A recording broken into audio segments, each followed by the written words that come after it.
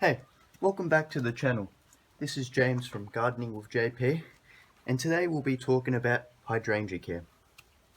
Hydrangeas can be a difficult plant to grow and maintain, giving many gardeners trouble just trying to keep them alive. In this video, I'd like to share some tips that personally worked for me in maintaining and encouraging my hydrangeas to bloom.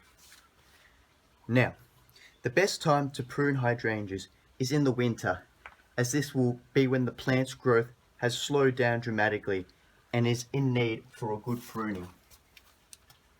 The way I go about pruning is just to cut off all the hardwood growth here. The way I go about pruning is to cut off all the hardwood growth at the top. So this part here, this will help allow more sunlight to hit the lower leaves, which will result in more overall growth for the plant. Now, I've already given this hydrangea a good pruning, but I'll give you a demonstration just to know what I'm talking about. So the hardwood growth is here, and the new growth is here. So we just want to cut it about here.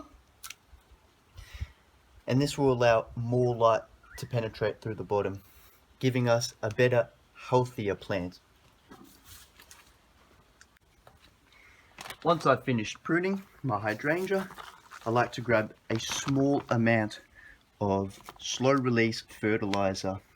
The one I have here is an all-purpose gardenia, azalea and camellia fertilizer formulated for acid-loving plants, which will work fine for hydrangeas as they prefer an acidic environment. Now, it's important not to be too generous with the fertilizer, as you can risk burning your plants, and it's a lot better to underfeed your hydrangeas than it is to overfeeding them, causing permanent damage. Now I'm just going to sprinkle this in. There we go. Once I've sprinkled the fertilizer on, I like to grab my watering can and give the hydrangeas a good watering all around, as this will help activate the slow release nutrients I've just put in.